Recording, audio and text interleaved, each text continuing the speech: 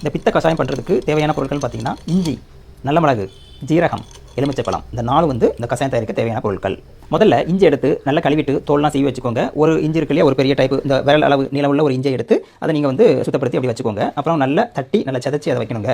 இது கூட வந்து 10 நல்ல மிளகும், 1 டீஸ்பூன் ஜீரகம் இருக்கு இல்லையா, கரிஞ்சீரகம் கிடையாது, நார்மல் ஜீரகம். இதை போட்டு நல்லா தட்டி வைங்க. ஒரு பவுடர் மாதிரி அந்த ஃபார்முக்கு இது வரும். பாத்திரத்தில் ஒரு 4 கப்பு அளவு தண்ணி எடுத்துக்கோங்க. அதை கொஞ்சம் நல்லா கொதிக்க விடுங்க. கொதிக்கும் போது இதை அதில் போடுங்க. அது கூட சேர்ந்தே இது பயங்கரமாக கொதிக்கும். ஒரு 10 நிமிஷம் 15 நிமிஷம் கழிச்சு பார்க்கும்போது எப்போ அந்த 4 கப்பு தண்ணி வந்து 1 கப் அளவில் ஒரு அளவுக்கு மாறுதோ அப்போ நீங்கள் வந்து ஸ்டவ்வை ஆஃப் பண்ணணும். 4 மணி நேரம் வந்து ஆற வச்சிருங்க. ஏன்னா அடுத்து நம்ம லெமன் தான் ஊற்ற போகிறோம். ஒரு அரை லெமன், ஒரு பழத்தை எடுத்துக்கோங்க, 2 கட் பண்ணி ஒரு அரை லெமன், தேவைப்பட்ட ஒரு லெமன் கூட ஃபுல்லாக ஊற்றிக்கலாம். சில பேருக்கு த்ரோட் இரிட்டேஷன் வரும்னு சொல்லிட்டு இருந்தால் அரை போதும், இல்லை ஒரு லெமன் அதில் ஊற்றிக்கலாம். இப்போவுமே இந்த சூடான திரவம் வந்து ஆறுன அப்புறம் தான் லெமனை ஊற்றணும். ஏன்னா லெமனில் வைட்டமின் சி இருக்கு. அப்புறம் அதை நல்லா கலக்கிக்கோங்க.